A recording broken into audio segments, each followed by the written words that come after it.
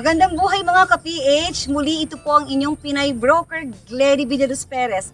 Another exciting project ni Apex Homes po na economic housing dito po sa probinsya ng Cavite, dito po sa bayan ng Tanza, a developing town dito po sa Cavite. Bakit nga po siya developing? Dahil ito po ay mahigit kumulang lamang po hanggat isa't kalahating travel time from Mall of Asia or from Pasay or Parañaque. At alam niyo po bang isa pang exciting dito? Nakikita niyo po ba yung likod ko mga ka-PH? Nakikita niyo yung parang may kulay puti na parang blue and green? Yun lang naman po ang SM Tanza.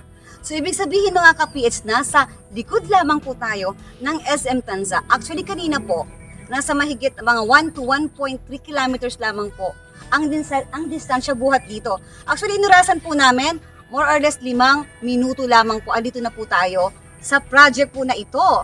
So ito po nakikita natin sa likod ko, ito po ang i-develop na Tarragona Place. Ano pong itatayo? Ang itatayo lamang po dito ay ang affordable na regular townhouse, 2-story townhouse mga ka-PH. Mamaya po, isi-share po namin sa link or tingnan po natin sa description box ang link po kung ano po ang itsura ng bahay or house tour na itatayo po dito sa Tarragona Place. We have 2 model houses mga ka-PH.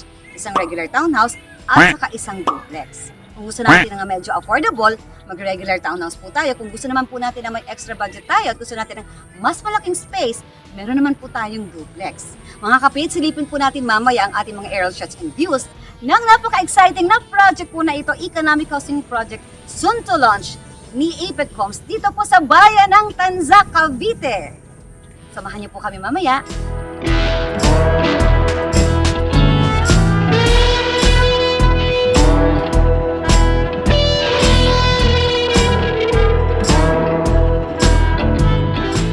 Mga ka-PH, makikita po natin from our aerial view ang kabuuan ng ating future Tarragona Place.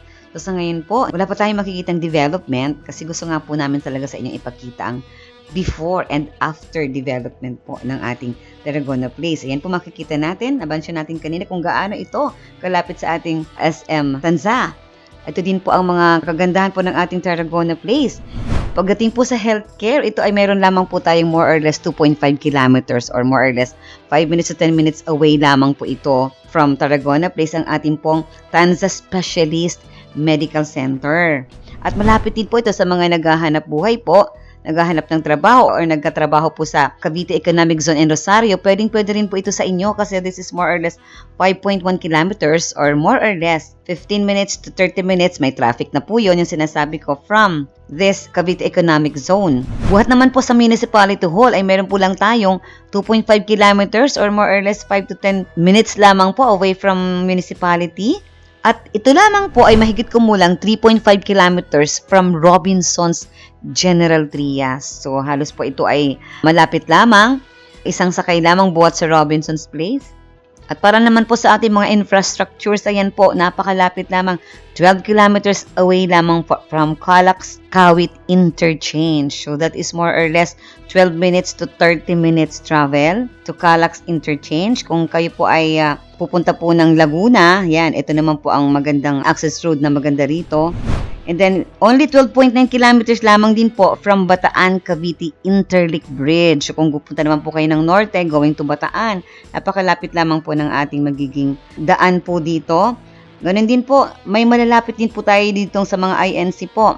Meron po tayong 2 INC chapel na malapit po dito. Actually, walking distance lamang po ang lokal ng Hulugan, Tanza, Cavite. At nasa more or less 2 kilometer lamang po yung lokal ng Tanza. At ito po, sa mga nagtatrabaho po sa Pasay or Parañaque or Mall of Asia, ito po ay more or less 28.1 kilometers lamang po or mahigit kumulang kung wala pong traffic. Ito po ay nasa 28 to 30 minutes lamang po travel time. Kung i-consider naman po natin ang traffic jam, siguro po ito ay more or less 1 oras hanggang 1 oras at 15 minuto. Andi dito na po tayo, buhat po sa SM Mall of Asia. Ayan, napakagandang project, di ba po mga ka-PH? Kaya po, sa mga hindi pa po nakaka-avail dito po sa Tanza na ito, mag-start na po tayo magpa-line up kasi balita po namin kapag ito po ay nag-launch, ito po ay mauubos lamang daw ng 1 araw. Kaya po wag tayo magpapahuli.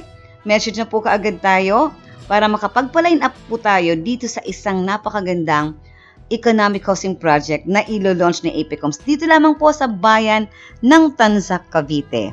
By the way mga ka-PH, ito po palang Tanza, ito po pala ang hometown ni Sir Felipe Calderon na tinagurian pong Father of Malolos Constitution. At para sa kaalaman po ng lahat, dito rin po idinaos ang oath-taking ng ating former President Emilio Aguinaldo na first president po ng revolutionary government ng Pilipinas. So ang Tanza Cavite po is a first-class community dito sa Cavite at ito po ay highly urbanized. Ibig sabihin ng highly urbanized, ito po ay we have 41 barangays at most of them po ay highly urbanized. Although meron pa po tayo mga areas na vegetarian area pero mas marami na po tayo ditong nadidevelop from rural to urban.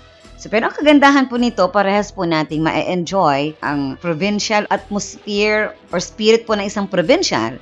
At the same time, ma-enjoy naman po natin ang city life. So, yun po ang kagandahan nitong Tanza Cavite, mga ka-PH. Good news, meron po tayong 2 model house na itatayo po dito sa Tarragona Place.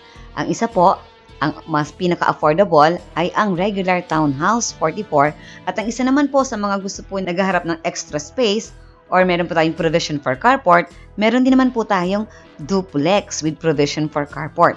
Makikita po natin sa screen or sa description box ang link po ng house tour ng mga model houses po na nabanggit po natin. Panoorin niyo po yon para mas ma-appreciate po natin ang house model na itatayo po dito.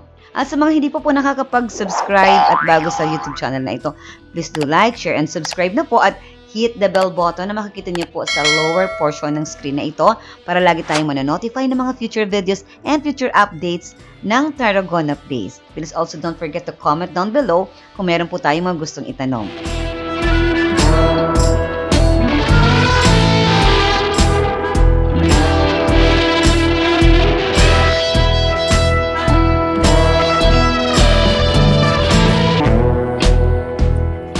PH, nakita na po ba natin ang kabuuang aerial view ng project po na ito? Di ba napakalapit lamang po sa National Highway at napakalapit lamang po sa SM.